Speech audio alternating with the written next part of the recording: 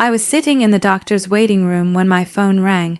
It was my only daughter, Angela. Her voice sounded strange, almost cold as she said, "Mom, we're going on a trip to Europe tomorrow. I already sold your beach house and your car. We needed the money. Bye."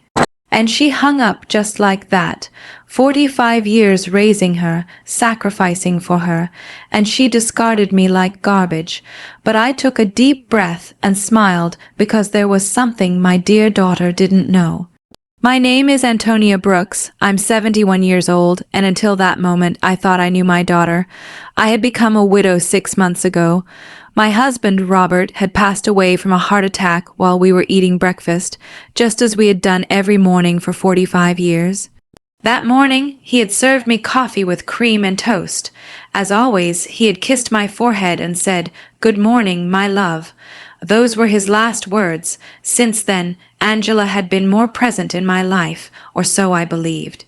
She came to visit 3 times a week. She helped me with the funeral arrangements and accompanied me to the grocery store. She even suggested I see a doctor for a general checkup. "Mom, you need to take better care of yourself now that you're alone," she'd say with that smile I thought was love. But now I understood was for convenience.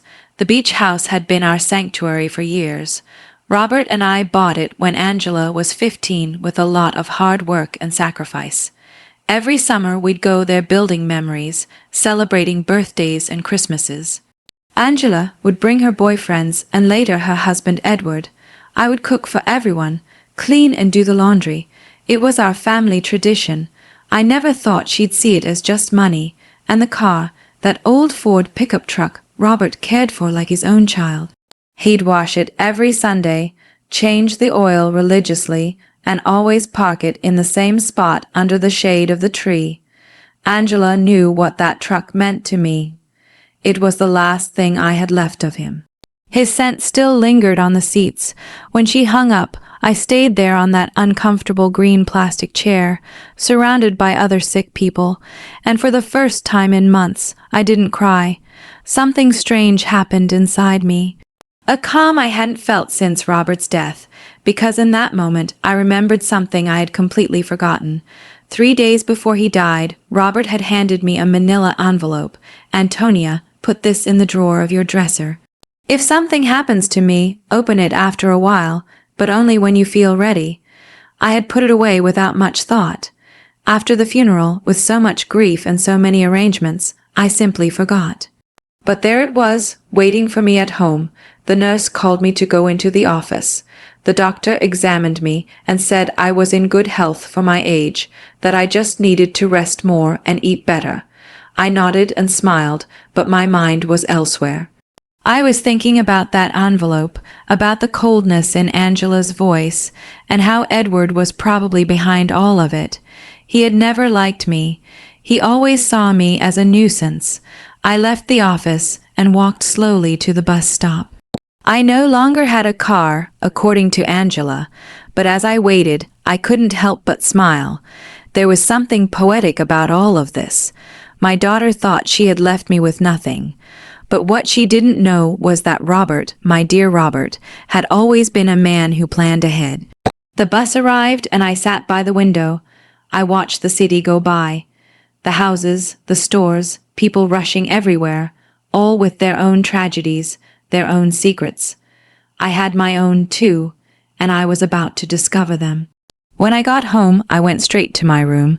I opened the dresser drawer, and there was the manila envelope, exactly where I had left it. My hands trembled slightly as I picked it up. I could feel there were several documents inside. Robert had written my name on the front in his neat handwriting. I sat on the bed we had shared for so many years and took a deep breath. It was starting to get dark outside, and the house was filling with those familiar shadows that no longer scared me. I opened the envelope slowly, as if unwrapping a birthday gift. What I found inside would change everything. What I found in that envelope took my breath away. There were legal documents, deeds, bank certificates, and a handwritten letter from Robert. My eyes filled with tears as I read his familiar handwriting. My dear Antonia, if you are reading this, it means I am no longer with you. Forgive me for not telling you everything while I was alive, but I wanted to protect you from worries. Over the years, I invested our savings in properties and businesses. We don't just have the beach house. We have 6 other properties, including the apartment building where Angela and Edward live. We also have shares in 3 companies that are worth more than you can imagine. You are rich, my love. You always were rich, but now you are on paper, too. My hands trembled as I looked through the documents. There were deeds to houses in different city neighborhoods, a downtown condo, a small motel on the coast, and indeed the 20-story apartment building where my daughter lived. Robert had been the silent owner for the past 10 years, but had put everything in the name of a company I didn't know about.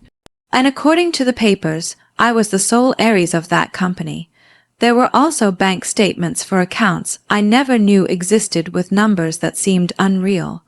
Robert had been a bus driver for 40 years, but apparently he had also been a very smart investor. Every penny we saved, every sacrifice we made, he had multiplied in silence, and I never knew anything. In the letter, Robert explained that he had kept it all a secret because he didn't want me to worry about money, or for Angela to know about our real financial situation. You know, our daughter, Antonia, if she knew we had so much money, her attitude would change. I want her to love us for who we are, not what we have. What irony! Our daughter had left us thinking we had nothing, when in reality we had everything. That night, I couldn't sleep. I walked around the house, touching the old furniture and the knickknacks Angela had always criticized for being outdated. I looked at the family photos on the wall, especially the one where she was 5 years old, sitting on Robert's lap and laughing. Where did that sweet little girl go? When did she become so cold, so calculating? The next day, early in the morning, the phone rang. It was Angela again. Her voice sounded different, softer, but I had already learned to be wary of those shifts in tone. "Mom, how are you? I wanted to tell you we already transferred the money from the house and the car. We deposited your share into your account. It's not much, but it'll help you live for a few months while you look for something smaller." "My share?" I asked, keeping my voice calm. "Yes, Mom, we obviously weren't going to leave you with nothing. We gave you 30%. That's fair, right? We need the money for our investment in Europe. Edward has an incredible business opportunity over there."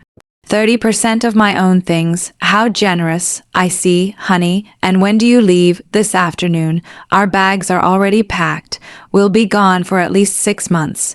Maybe more if the business goes well. But don't worry, Mom. When we get back, we'll help you find a small apartment. Something that fits your needs, fits my needs, as if she knew what my needs were. Okay, Angela, have a safe trip. Oh, Mom, I knew you'd understand. You've always been so compassionate. We love you so much. And she hung up. I stood there with the phone in my hand, and for the first time in months, I laughed. I laughed like I hadn't since Robert died. The situation was so absurd, it was comical. My daughter had robbed me, kicked me out of my own house, talked to me with unbearable condescension, and all to fund a European adventure that would probably be a disaster. But what bothered me most wasn't the money. It was the ease with which she had discarded me. 45 years of my life dedicated to her, of sacrifice, of unconditional love, and she had erased me from her life with a 2-minute phone call. That was what truly hurt. I checked my bank account online. Sure enough, they had deposited an amount that probably seemed generous to them, but to me was a mockery. They had sold the beach house for much less than it was worth, likely because they needed the cash quickly, and they had sold Robert's truck for a pittance. That afternoon, from my window, I watched Angela and Edward load their suitcases into a cab. He was carrying 2 huge suitcases. She had a very expensive-looking carry-on bag. I watched them laugh, kiss, and make plans. They looked like 2 teenagers excited for an adventure. They never looked toward my window, never said goodbye. When the cab drove away, I sat in the kitchen with a cup of tea and Robert's documents spread out on the table. I had to make some decisions. I could call a lawyer, reclaim my properties, and get back everything they had taken. But something told me there was a better way to handle this, a more educational way. I called Mr. Peterson, the lawyer who had handled Robert's affairs. He had been at the funeral, had given me his condolences, and had told me to call if I ever needed anything. Well, now I needed him. Mrs. Brooks, it's good to hear from you. How are you? I'm doing well, Mr. Peterson. I need to see you urgently. I found some documents from Robert that I don't quite understand. Of course, you can come to my office tomorrow morning. I'll be there. That night, for the first time in months, I slept soundly. I dreamed of Robert. He was sitting in his favorite chair reading the newspaper, just like every morning. And when he saw me, he smiled and said, "It's about time, my love. It's about time you stood up for yourself." I woke up with a strange feeling. It wasn't exactly happiness, but it wasn't the sadness I had felt for so many months either. It was something like determination. For the first time since Robert's death, I had a clear purpose. I was going to get back what was mine, but not in the way Angela expected. The next morning, I got dressed with more care than usual.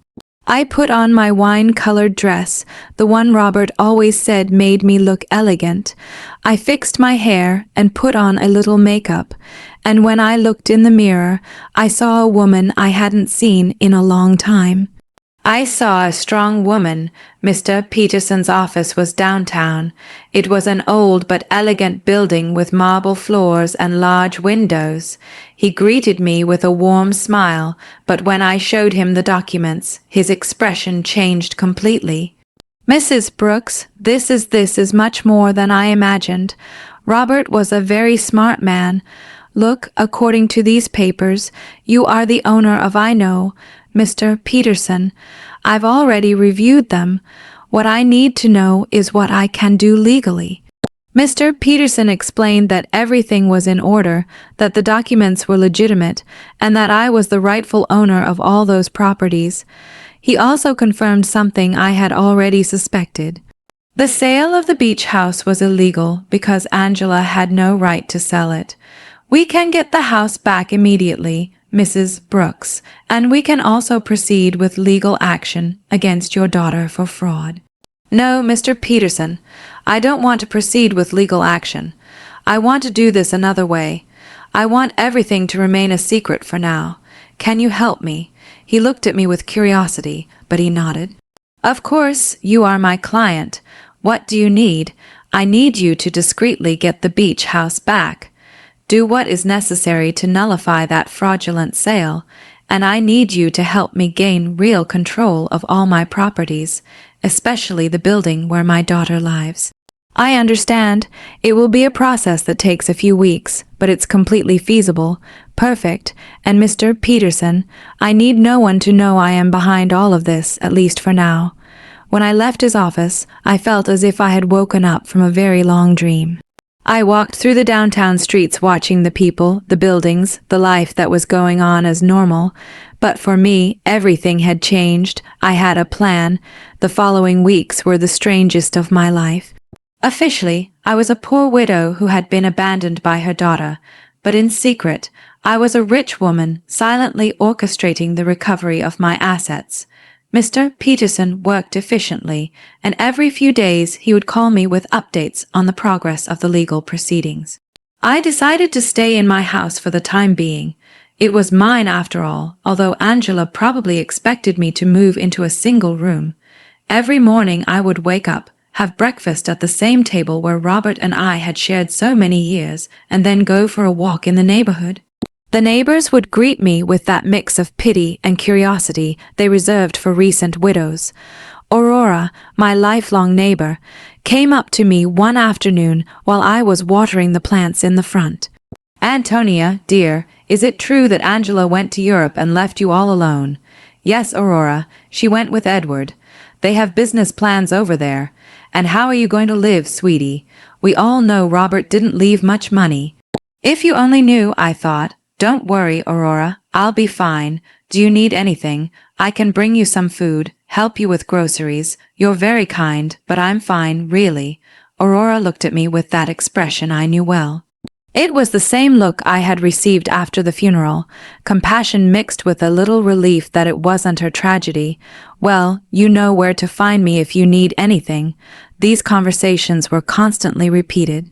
The butcher, the baker, the lady at the corner store. Everyone spoke to me with that soft tone they use with the unfortunate, and I would nod, smile, and thank them for their concern. But inside, a part of me enjoyed this performance. It was like living a double life. Mr. Peterson called me one Wednesday morning. "Mrs. Brooks, I have good news. I was able to nullify the sale of the beach house. The buyers didn't know the sale was fraudulent, so they got their money back without any problems. The house is yours again." "Excellent, Mr. Peterson. And the building where Angela lives, that one is more complicated. Technically, you've always been the owner through the company, but we need to make some administrative changes so that you have direct control. That should take another 2 weeks. Perfect. Keep me informed." After hanging up, I sat in the kitchen with my coffee and thought about Angela. She had been in Europe for 3 weeks, and I hadn't heard anything from her. Not a call, not a message, not even a postcard. To her, I had ceased to exist the moment she got the money she needed, but I knew that was going to change soon. I decided to visit the beach house. I took the bus to the coast, the same route Robert and I had taken hundreds of times. The house was exactly as I remembered it, small, painted cream colored with a porch overlooking the ocean. The new owners had put some potted plants on the steps, but other than that, everything was the same. I sat on the curb across the street and looked at it for an hour. I remembered summer afternoons when Angela was little, running on the beach and building sand castles. Robert grilling fish on the barbecue while I made salads in the kitchen. Angela bringing friends, then boyfriends, then Edward. All those happy moments that she had reduced to a simple commercial transaction. An older gentleman came out of the house and saw me sitting there. He approached me with curiosity. "Are you okay, ma'am?" "Yes, thank you. I'm just remembering. I knew the former owners. Yes, I knew them very well. What a shame about what happened. They told us the elderly lady was very sick and needed to sell fast. We thought it was a steal, but it turns out the sale wasn't legal. We had to give the house back. Did you know them personally?" "No. We did everything through intermediaries. But they told us the daughter was handling everything because the mother couldn't." What a sad situation. If you only knew how sad it really was, I thought. Well, I'm glad you didn't lose your money. Yes, luckily everything worked out well, although now we have to look for another house. We liked this one a lot. I left there with a heavy heart. It wasn't just the money that hurt. It was the ease with which Angela had lied about me. She had made up a story about my illness. She had used my supposed vulnerability to justify her actions. To her, I wasn't a person with feelings, but an obstacle that had to be removed. That night, I called Mr. Peterson again. "Mr. Peterson, I need you to help me with something else. I want to get Robert's truck back, too." "That will be more difficult, Mrs. Brooks. The truck was in your name, but your daughter had a power of attorney that allowed her to sell it." "How is that possible?" "Apparently, you signed that power of attorney a few months ago after your husband's death." Don't you remember? There it was, the moment Angela had started planning all of this. I vaguely remembered signing some papers she had brought to me, telling me they were to facilitate the funeral and inheritance arrangements. I had been so confused by grief that I signed without reading. How naive I had been. "I understand, Mr. Peterson. Is there any way to get it back? We can try, but it will be more complicated. we would need to prove that you signed that power of attorney under deception or coercion. Let's do it. I want to get back everything they took from me. Over the next few weeks, I developed a strange routine. In the mornings, I was the poor widow everyone knew. I would go out to buy necessities, talk to the neighbors, and keep up appearances. But in the afternoons, I became a businesswoman. I would study Robert's documents, talk to Mr. Peterson, and plan my next move. I learned things about finance I never thought I would need to know. I discovered that Robert had been much smarter than I thought. Every one of his investments had been carefully calculated. The building where Angela lived, for example, wasn't just profitable from rent. It was in an area that was rapidly appreciating. I also discovered that Edward, Angela's husband, had a lot of debt. He had taken out loans using the apartment they lived in as collateral, not knowing he wasn't the real owner. When the banks figured this out, he was going to be in serious trouble. Mr. Peterson called me one Friday with important news. "Mrs. Brooks, we've finished all the paperwork. You now have total control of all your properties. I also got Robert's truck back. The buyer turned out to be an acquaintance of mine, and when I explained the situation, he agreed to return it in exchange for a small compensation." Excellent work, Mr. Peterson. Now, I need you to help me with one more thing. I want you to send a letter to my daughter. What kind of letter? An eviction notice. There was silence on the other end of the line.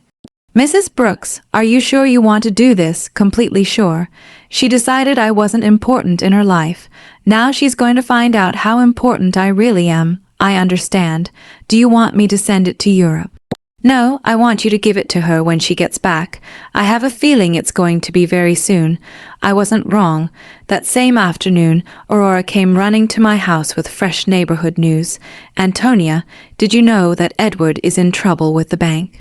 "My brother-in-law who works there told me they're investigating some loans he took out using the apartment they live in as collateral. But it turns out the apartment isn't his. Really, yes, and it seems Angela didn't know anything. They're saying she's going to have to come back from Europe to sort out this mess. What a complicated situation. Yes, and the worst part is apparently Edward lied to her about the business in Europe. There was no business. He just wanted to escape the debts he had here. Perfect. Everything was working out exactly as I had expected.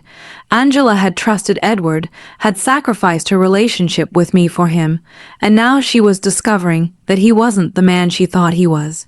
That night, I sat on the porch with a cup of tea and looked at the stars.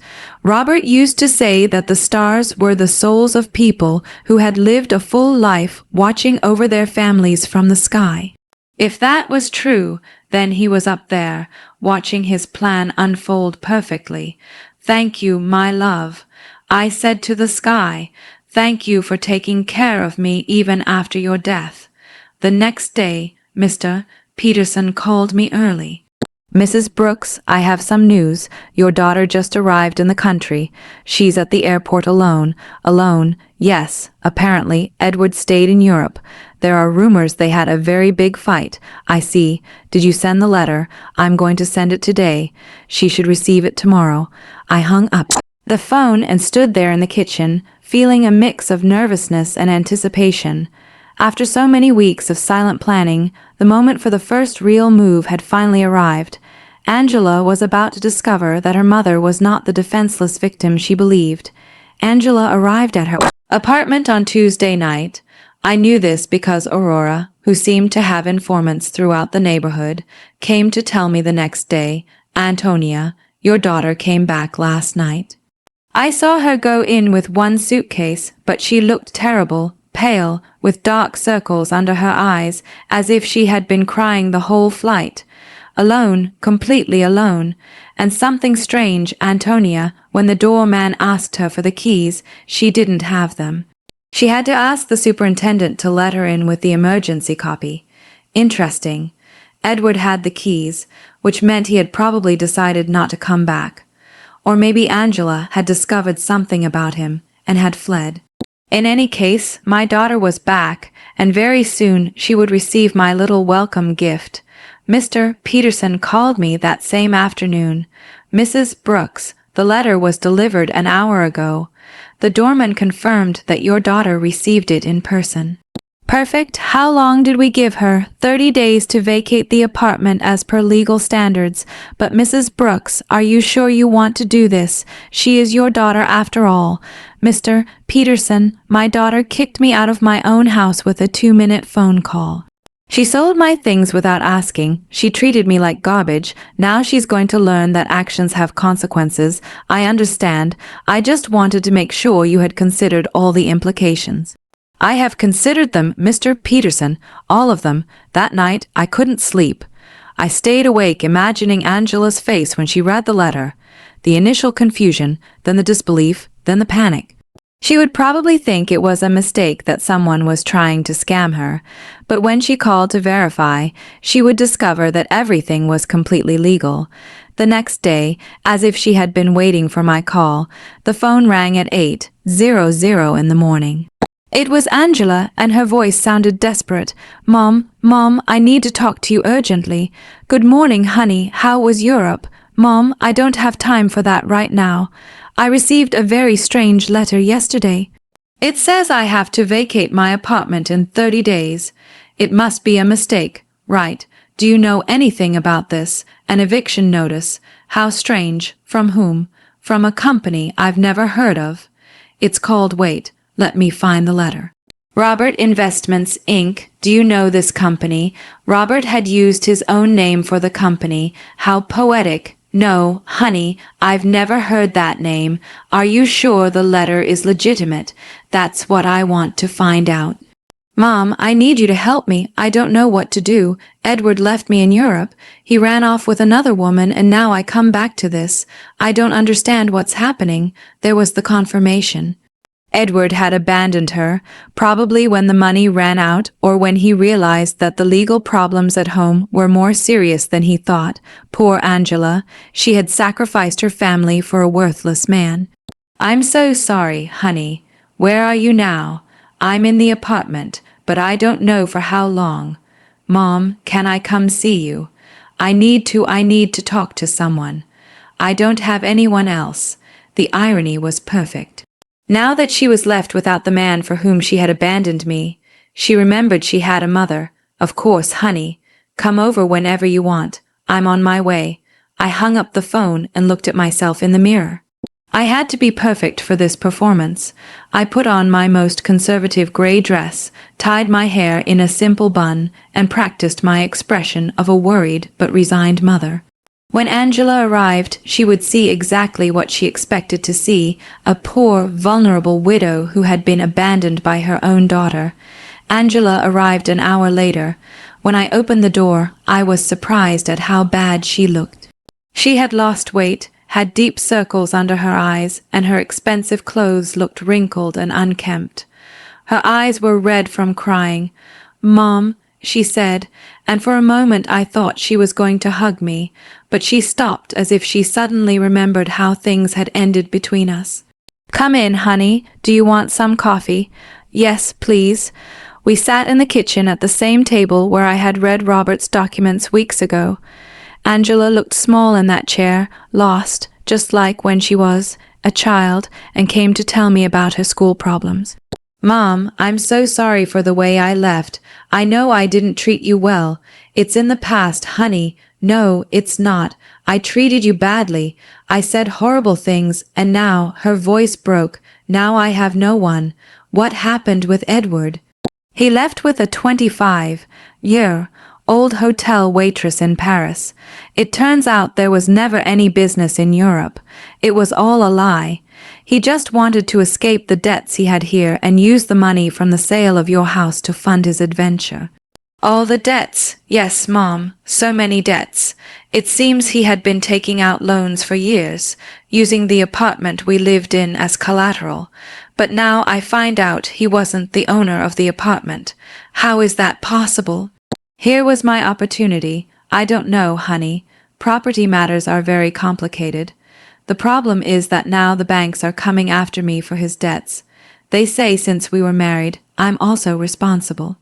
And on top of that, this eviction notice. Mom, I don't know what to do. I don't have money. I don't have a job. I don't have anywhere to live. She started to cry, real tears of genuine desperation, and for a moment my mother's heart softened. I wanted to hug her, console her, tell her everything would be okay. But then I remembered the coldness in her voice when she called me from the doctor's office. The ease with which she had discarded me. The way she had talked to me as if I were a burden. Did you talk to a lawyer about the letter? I don't have money for a lawyer, Mom. We spent all the money in Europe. Edward took what little was left when he ran off with that woman. So, what are you going to do? I don't know. I thought maybe I could stay with you for a while, just until I find a job and can get a small place to live. There was the question I had been waiting for. After kicking me out of my own house, after selling my things, after treating me like garbage, she now wanted me to rescue her. She wanted the poor widow she had created to save her from the consequences of her own actions.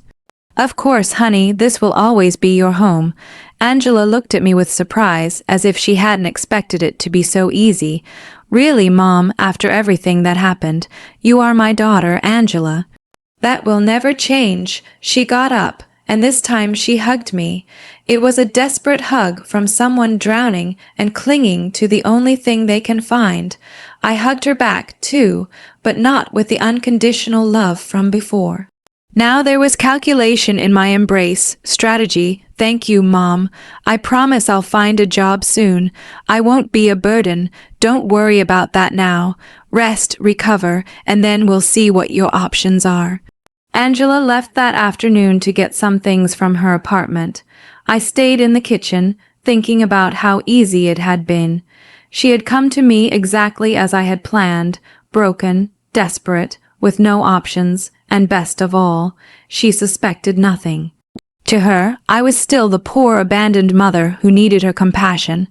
But this was only the first part of my plan. Having her live with me would give me the perfect opportunity for the next phase. I was going to let her settle in, feel safe, and believe she had found a refuge in my house. And then, when she least expected it, I was going to teach her the difference between being poor by choice and being poor by consequence. That night, I called Mr. Peterson. Mr. Peterson, I need you to do something else for me. Tell me, Mrs. Brooks, I want you to investigate Edward's debts. I want to know exactly how much he owes to whom, and what legal options I have to separate them from my daughter. That will take time, but it's feasible, perfect, and Mr. Peterson, I want you to keep this in absolute secret. No one can know I am behind this investigation. Of course, Mrs. Brooks, may I ask what your final plan is? My plan, Mr. Peterson, is very simple. I'm going to save my daughter, but first she has to understand what it truly means to hit rock bottom. When I hung up, I poured myself a glass of the wine Robert had been saving for special occasions. It had been a long time since I'd had a special occasion like this one. The game had begun, and for the first time in months, I had all the good cards in my hand. Angela moved into my house the next day. She arrived with 2 suitcases and a cardboard box, all that was left of her previous life. I watched her unpack in her old room, the same one she had slept in during her teenage years, and I could see the humiliation in every one of her movements. She had gone from living in a luxury condo to taking refuge in her childhood bedroom. "Mom, I found this in the apartment," she said, showing me a manila envelope. "It was among Edward's things. It has your name on it. It was another one of Robert's envelopes." My heart sped up, but I kept my composure. "My name? How strange. Yes, look." She showed me the envelope. Indeed, it had my name written on it in Robert's handwriting, but this envelope was different from the one I had found in my dresser. This one was smaller, newer. Maybe Edward found it among Dad's things when he died and forgot to give it to me. Angela said, "It's possible. Can I see it?" I opened the envelope in her presence. Inside was a short letter and a small key. The letter said, "Antonia, if you are reading this after having received the main envelope, it means our daughter is going through a difficult time. This key opens a safety deposit box at the Central Bank downtown branch. The number is 247. There is something there that can help you help her, but use it wisely. With eternal love, Robert. Angela read the letter over my shoulder. A safety deposit box. Dad had a safety deposit box. I had no idea. I didn't either. I lied. Your father never told me about this. Do you think we should go see what's in there? I don't know, honey. Maybe it's better to leave things as they are. But, Mom, maybe there's something important in there. Documents or I don't know. Maybe something valuable that can help us. The desperation in her voice was palpable. Angela was clinging to any possibility of finding a way out of her situation, and I was going to let her cling a little longer before I showed her the complete reality. Okay, I said after a calculated pause. We can go tomorrow. That night, Angela and I had dinner together for the first time in months. She had cooked, trying to be useful, but the food tasted of guilt and desperation. She told me more details about what had happened in Europe, and each story was worse than the last. Edward lied about everything, Mom, not just the business, but the debts too. I thought he only owed a little bit of money, but it turns out he owes over $100. And the worst part is he used my name for some of the loans without me knowing.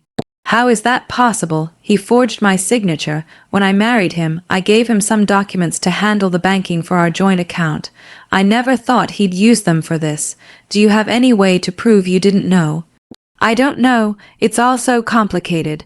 The banks say that since we were married, I'm responsible for all his debts anyway. And the divorce, I don't even know where Edward is now. He just disappeared. His phone is disconnected. He doesn't answer emails. Nothing. It's as if he vanished. Perfect. Edward had run away like the rat he had always been, leaving Angela to face the consequences of her actions alone. In a way, he had done me a favor.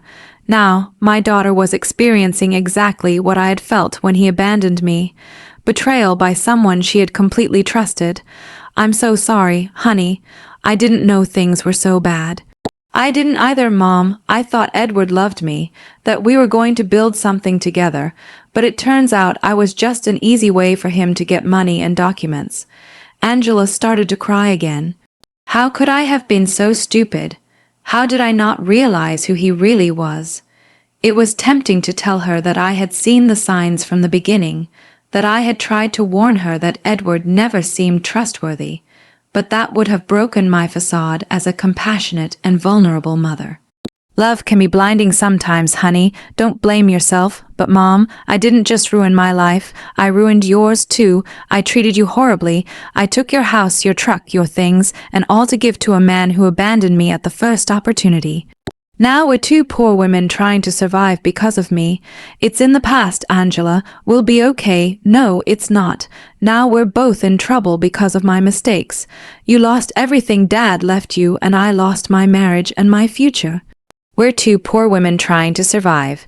If she only knew, I thought that at this very moment I had more money than she could possibly imagine, that I was the owner of the building where she lived, that I could solve all her problems with a single phone call. But it wasn't time yet. The next day we went to the bank. Angela was nervous, hopeful. I maintained my act as a confused widow who didn't understand much about finance. The bank employee led us to the safety deposit boxes, verified my ID, and opened box number 247. Inside were jewels, many jewels, rings, necklaces, bracelets, earrings. I recognized some pieces as heirlooms from Robert's family. Others were completely new to me. There was also a letter explaining the origin of each piece and its approximate value. Angela gasped, Mom, this must be worth a fortune. You think so? Yes. Look at this emerald in this pearl necklace. Mom, Dad saved a treasure here. According to Robert's letter, the jewels were worth approximately $200,000. It was a significant amount, but it was nothing compared to the rest of my assets. It was like finding a few coins under the sofa when you have $1 million in the bank. What do we do with this, Mom? I don't know, honey. They're family memories, but Mom, we could sell some of the pieces. With this money, you could get your beach house back, and I could pay off some of Edward's debts. There it was again. Even when she found something valuable, Angela's first reaction was to think about how to use it to solve the problems Edward had created. She hadn't learned a thing yet. Are you sure you want to use your father's inheritance to pay Edward's debts? What other option do I have, Mom? If I don't pay something soon, the banks are going to foreclose on everything I have, and technically, I don't own anything. Everything was in Edward's name. Think carefully, honey. Once you sell these jewels, you won't be able to get them back. I know, but what else can I do? I can't get a job with all these legal claims pending. No employer is going to want to hire someone with so many legal problems. We took the jewels home. Angela spread them out on the kitchen table and examined them one by one, calculating which ones she could sell and which she could keep. It was painful to watch her reduce decades of family history to numbers on a spreadsheet. Mom, I think I can get $180,000 for the jewels, she said one afternoon, counting the bills on the kitchen table. It's less than I expected, but it's enough to pay off the most urgent debts. Are you sure you want to do this? I have no choice. If I don't pay something soon, they'll seize everything. Even this house could be at risk if they prove I have some kind of legal connection to the properties. How ironic the situation was. Angela was worried about losing a house that I owned, paying the debts of a man who had abandoned her with money from jewels that had belonged to the same man who had created the fortune that could save her. And how are you going to decide which debts to pay first? I talked to a free financial advisor at the bank. She told me to prioritize the debts that have real collateral because those are the ones that can affect property or lead to immediate foreclosure. Angela had matured so much in these few weeks. The woman who had sold my things without consulting me was now carefully investigating every financial decision. The suffering had made her more responsible, but also more fragile. That night, while she was organizing the debt documents on the table, I received a call from Mr. Peterson. Mrs. Brooks, I have a full report on Edward's debts. The situation is worse than I thought. How much worse? He owes over $200,000 to several banks and also has debts with private lenders. What's more concerning is that he used falsified documents with your daughter's signature for some of these loans. That means Angela is legally responsible. It's complicated. If we can prove she didn't know, we might be able to get her out of some of the debts, but it's going to be a long and expensive process. How expensive for a good lawyer specializing in these types of cases? Probably $50,000, and there's no guarantee of success. I understand, and what if she just pays the debts? If she has the money, that would be the fastest solution, but I doubt she has access to that amount. Mr. Peterson, I want you to prepare all the necessary documents to get my daughter out of these debts, but don't tell her anything yet. You're going to pay Mrs. Brooks.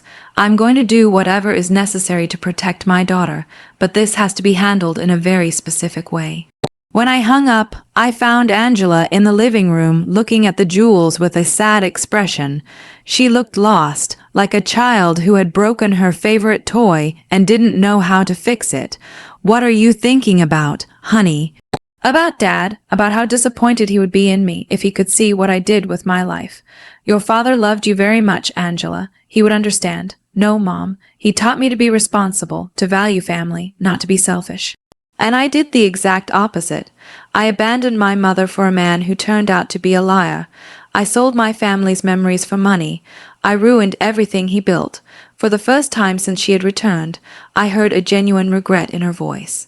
It wasn't just lamenting the consequences of her actions, but a true acknowledgement that she had done something morally wrong. People make mistakes, honey. The important thing is to learn from them. But how do I learn from this, Mom? How do I fix the damage I've done? There was the question I had been waiting for. Angela was finally ready to face the truth about her actions and their consequences. But it wasn't yet time to reveal my final card. First, I had to let her hit rock bottom completely. The next few days were crucial for my plan. Angela decided to sell most of the jewels, keeping only the engagement ring Robert had given me and a small necklace that had belonged to her grandmother. I watched her prepare to go to the jewelry stores, research prices, and negotiate with buyers. It was painful to watch her reduce decades of family history to commercial transactions, but it was necessary for her to understand the real weight of her decisions. "Mom, I got $180,000 for the jewels," she told me one afternoon, counting the bills on the kitchen table. "It's less than I expected, but it's enough to pay off the most urgent debts. Are you sure you want to do this?"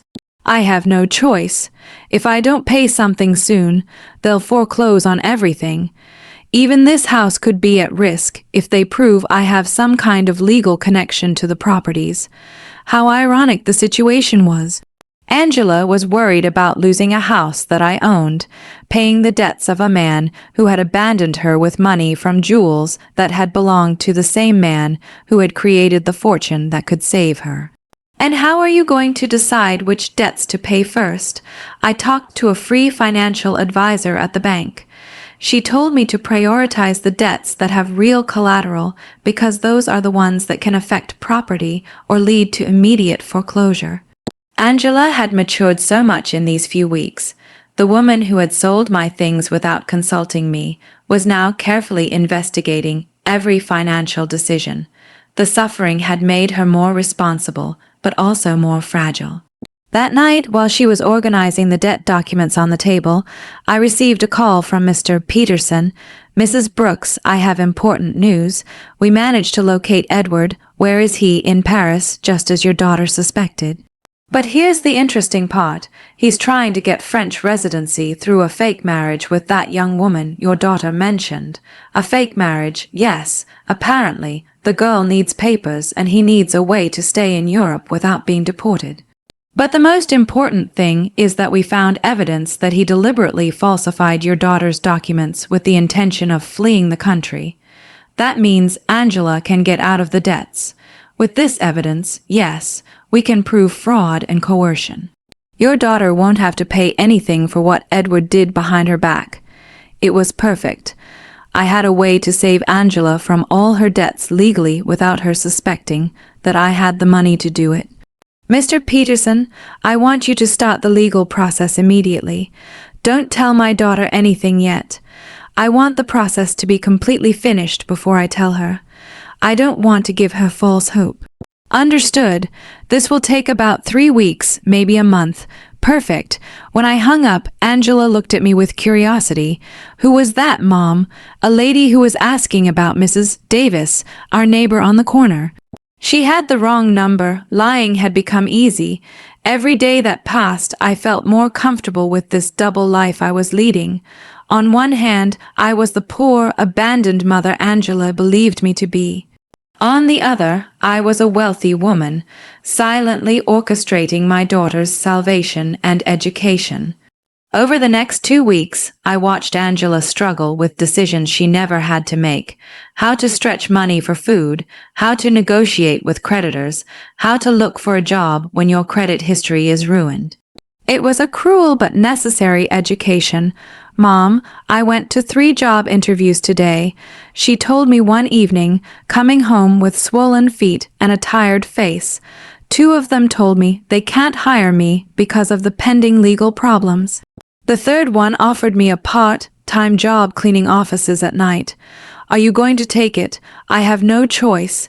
It pays very little, but it's better than nothing, and I can work at night, so I can keep looking for something better during the day."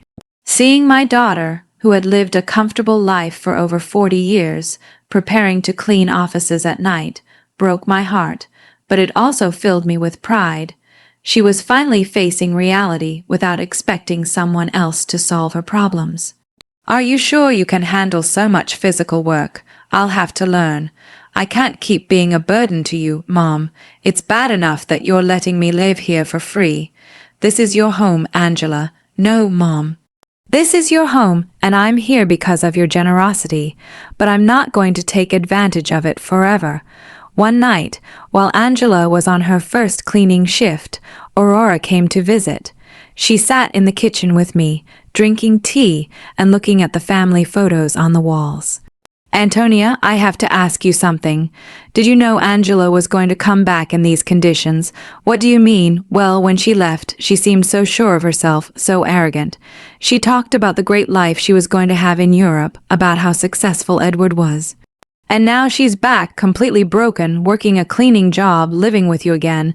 Life takes many turns. Aurora, yes, but there's something else. I've been watching Angela these days, and she looks different. Not just sad, but humble, as if she learned something important. Aurora had always been very perceptive. What do you think she learned? I think she learned the value of the things she had taken for granted, like having a mother who loves her unconditionally. Maybe, Aurora, can I tell you something? When Angela left and treated you so badly, many of us thought you would never forgive her. But here you are taking care of her again, giving her a home when she has nowhere to go. She's my daughter, Aurora, yes, but not every mother would do what you're doing, especially after being treated the way you were treated. If Aurora only knew the complete truth, that I had the power to solve all of Angela's problems, but was choosing to let her suffer a little longer so she would learn the full lesson. Do you think I'm doing the right thing? I think you're doing what a good mother would do. But I also think Angela needs to fully understand what she lost when she abandoned you. What do you mean? I think she needs to value you not just as the mother who rescues her when she's in trouble, but as the strong woman who built a stable life for 45 years. She needs to respect you, not just need you. Aurora had hit the nail on the head. That was exactly the point of my entire plan. I didn't want Angela to come back to me out of desperation. I wanted her to come back out of genuine respect and mature love. And how do you think that can happen? I think it's already happening. I've seen her these past few days, Antonia. The way she talks to you now is completely different. She's no longer the daughter who gives you orders or treats you like a burden. Now she's a grown woman who is genuinely grateful to have a mother like you. That night when Angela returned from her job, I saw her arrive tired, but with a new dignity. She had earned those few dollars with her own effort, and that meant something to her. How was your first day? Hard, but not as bad as I thought. The other ladies who worked there helped me a lot. One of them, Mrs. Johnson, taught me tricks to clean more efficiently. Mrs. Johnson, yes. She's 60 years old and has been cleaning offices for 20 years. She told me she started after her husband left her with 3 small children. She says it's not the job she dreamed of, but that it gave her independence and dignity. She sounds like a wise woman. She is. She said something that made me think a lot. She told me there are 2 types of people who end up doing this job. The ones who are there because they never had opportunities, and the ones who are there because they ruined the opportunities they did have. She asked me which group I was in, and what did you tell her? I told her the truth that I had all the opportunities in the world, a family that loved me, a stable home, an inheritance, and that I ruined it all by following a worthless man. What did she say? She laughed and said, "Well, honey, then at least you know exactly why you're here. That puts you one step ahead of most people." Angela poured herself a glass of water and sat with me at the table. Mom, I want you to know something. These past few weeks have been the hardest of my life, but also the most important. Why? Because I finally understand what really matters. It's not money. It's not living in the most luxurious apartment. It's not impressing people. It's having people who genuinely love you, who are there when everything falls apart. Angela, no. Let me finish. You have every right to hate me for what I did to you. I abandoned you when you needed me most. I took everything Dad left you. I treated you as if you were a nuisance. And now I'm here again expecting you to forgive me and take care of me. I already forgave you, honey, but I haven't forgiven myself, and I won't until I prove that I've truly changed, that I've learned from my mistakes. Mr. Peterson called me the next morning. Mrs. Brooks, I have excellent news. The legal process is almost complete.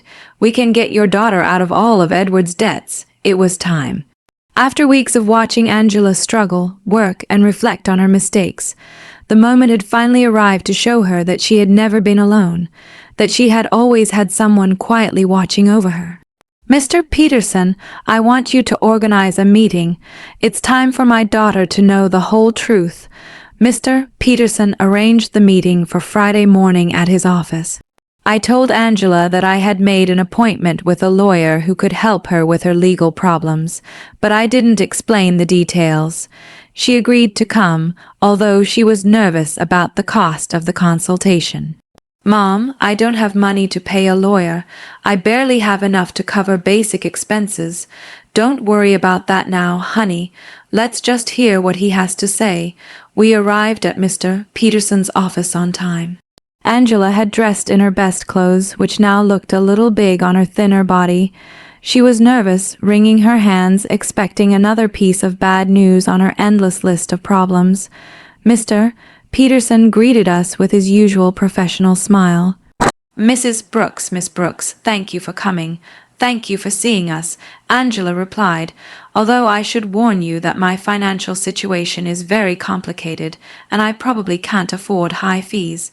That's exactly what we're going to talk about, Mr. Peterson said, exchanging a look with me. But first, I need you to review these documents. Mr. Peterson handed Angela a thick folder. She opened it and began to read, her expression gradually changing from confusion to surprise. I don't understand.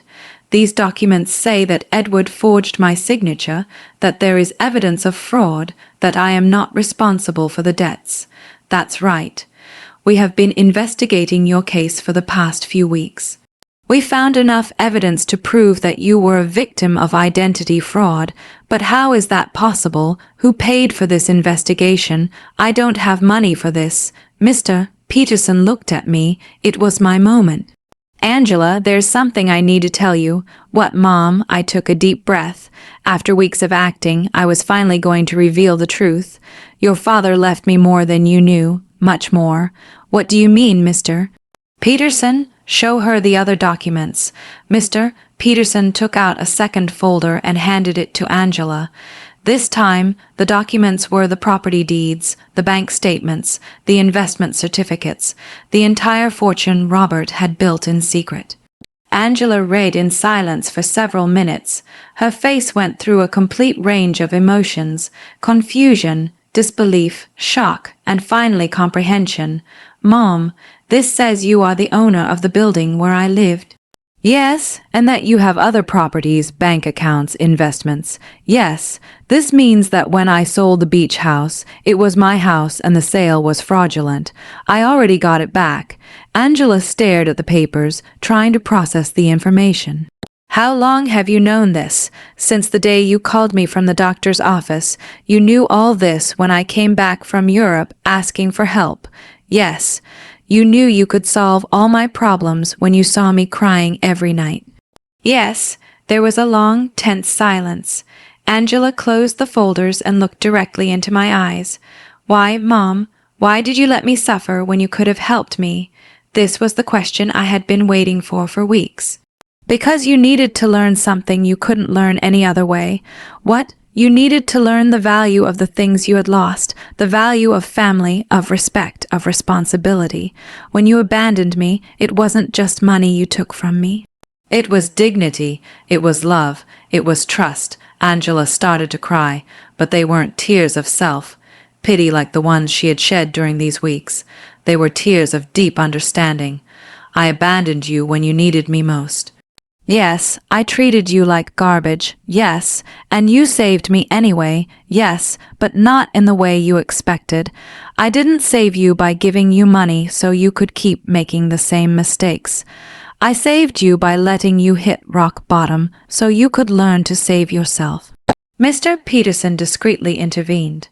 Miss Brooks, your mother has paid all the legal expenses to free you from Edward's debts. She has also recovered all the properties that were sold fraudulently. You are completely free of legal problems. And the cleaning job I got, you can quit if you want, I said, but I hope you don't. Why? Because that job is teaching you something you never learned when everything was easy. It's teaching you the value of your own effort, the dignity of honest work, the importance of valuing every dollar you earn. Angela wiped her tears and looked at me with an expression I hadn't seen in years. It wasn't the look of a daughter who needs her mother, but the look of a grown woman who respects another woman. Do you forgive me, Mom? I forgave you a long time ago, honey. The question is, can you forgive yourself? I don't know if I can. I did unforgivable things. People make mistakes, Angela. The important thing is what we do after we recognize those mistakes. Mr. Peterson left us alone in his office for a few minutes. Angela and I sat in silence, processing everything that had happened. Mom, I want you to know something. Even if you didn't have all this money, even if you were really the poor widow I thought you were, I would have learned the same lesson. What lesson? That there is nothing more valuable than having someone who loves you unconditionally. During these past few weeks, the only thing that kept me sane was knowing I had a home with you. That no matter how much I had ruined my life, you were still my mother. That will never change, Angela, I know, but I also know that I can never take that love for granted again. I have to earn it every day with respect, with gratitude, with actions, not just words. We left Mr. Peterson's office with a completely new relationship. We were no longer mother and daughter, united by blood and habit. We were two grown women who had chosen each other after going through the most difficult test imaginable. The following weeks were about rebuilding, but not the kind Angela expected. Even though she now knew I had enough resources to solve all her problems, she decided to keep her night cleaning job. Mom, I need to finish what I started, she told me one afternoon as she was getting ready for work. I can't just go back to a comfortable life as if nothing happened. Are you sure? You don't have to punish yourself forever. It's not a punishment. It's a way of remembering who I was and who I want to be now. I watched her put on her work uniform, something unthinkable a few months ago when she lived in the luxury condo with Edward. But there was something different in her posture, in the way she moved. She was no longer the broken woman who had arrived crying at my door. She was someone who had found dignity in honest work. Aurora came to visit me that afternoon, as she had done every few days since Angela had returned. Antonia, there are some very strange rumors going around the neighborhood. What kind of rumors? People are saying that you're not as poor as we all thought. Someone saw Angela leaving a very elegant lawyer's office downtown, and then they saw her paying off all her debts at the bank. People talk a lot, Aurora, yes, but they're also saying you got your beach house back, and that somehow you managed to solve all of Angela's legal problems. That costs a lot of money, Antonia. Aurora knew me too well to fool her for long. What do you want to know exactly? I want to know if my friend of 40 years has been lying to me about her situation. I poured myself a cup of tea and sat across from her. It was time to be honest with someone else. Robert left me more than anyone knew. Aurora much more. How much more? Enough so that Angela and I never have to worry about money again. Aurora was silent for a moment, processing the information. And why did you pretend to be poor all these months? Because I needed Angela to learn something she couldn't learn any other way.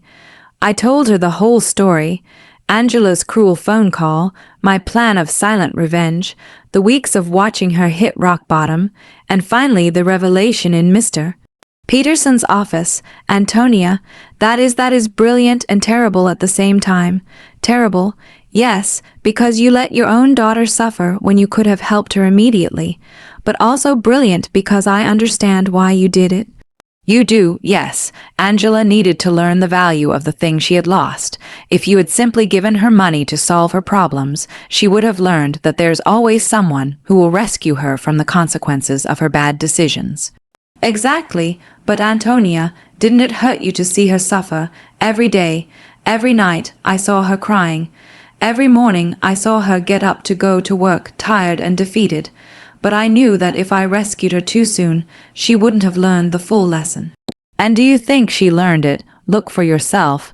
Angela knows that she now has access to enough money to live comfortably, but she chose to keep her job. She knows she can move to a better place, but she decided to stay here with me. She knows she doesn't have to worry about the debts, but she's using her own savings to help other women in similar situations. She's helping other women. Yes, she became friends with the ladies she works with and is using some of the money she earned cleaning offices to help a coworker who is having trouble paying for her son's daycare. Aurora smiled. That's not the Angela who went to Europe. No, she's not. This Angela understands that money is a tool, not a goal. She understands that dignity comes from work and respect, not from material possessions. That night, when Angela returned from work, she found me reading in the living room. Mom, I have to tell you something. Today, Mrs. Johnson asked me if I was the daughter of the rich lady from the north side of town. What did you tell her? I said yes, that you have enough money for me not to have to work. And do you know what she asked me next? What she asked me why I was still working. So I explained that it was because I need to prove to myself that I can stand on my own 2 feet. And what did she say? She laughed and said, Honey, that's the difference between being rich and acting rich. Your mom taught you how to be truly rich. Mrs. Johnson is very wise, she is, and she made me understand something important. It's not about the money you have, but about how you use it and how you relate to it. Angela sat down with me on the sofa. Mom, I want you to know that I've made a decision. I'm going to keep living here with you, but not as a daughter who has come back home to her parents. I want to stay here as a grown woman who chooses to share her life with her mother. What's the difference? The difference is that I'm going to pay my share of the expenses.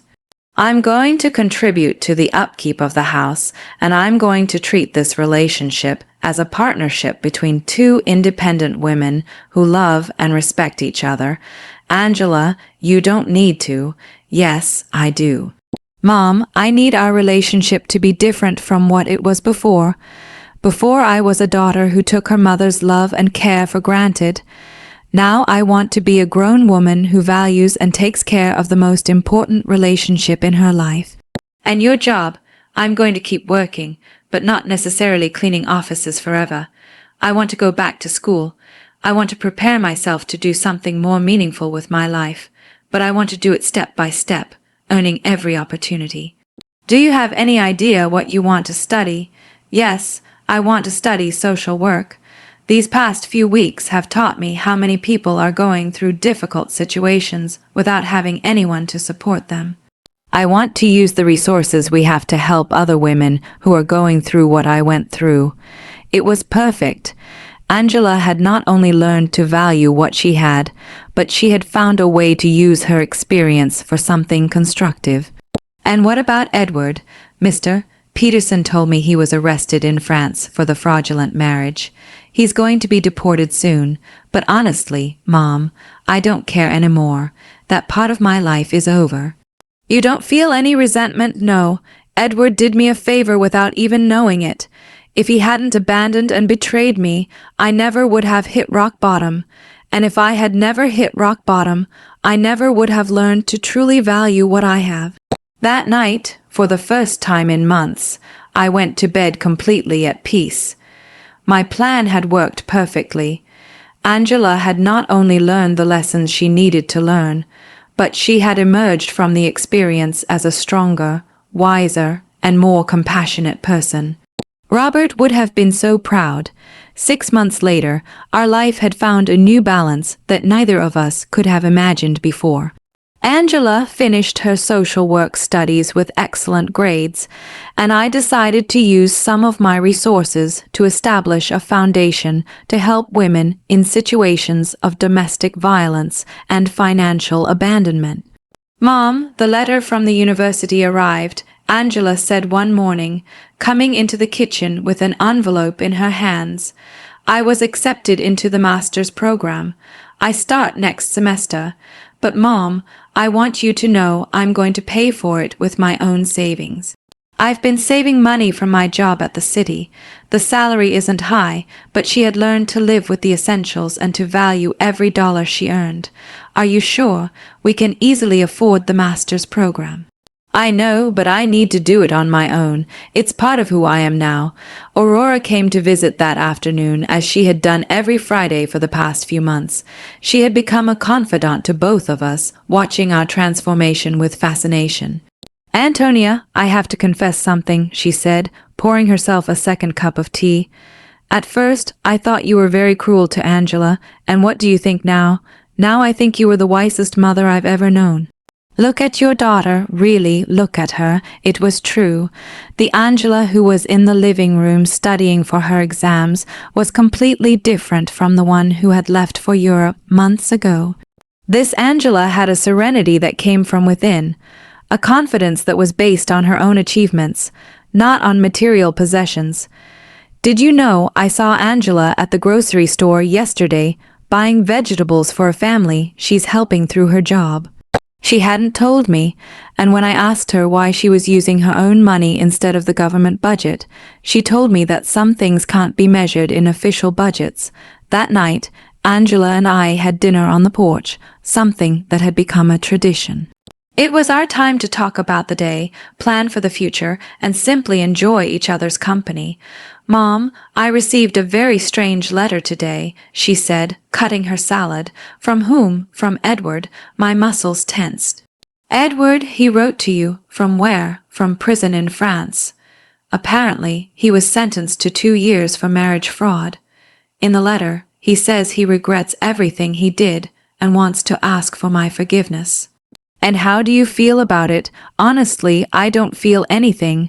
No anger, no sadness, no desire for revenge. It's as if that part of my life happened decades ago, not months ago. Are you going to write back? No, not because I hate him, but because there's nothing to say. That Angela who married him no longer exists. This Angela has nothing to talk to him about. I was impressed by the maturity in her voice. The woman sitting across from me had developed an inner strength that came from hitting rock bottom and getting up on her own.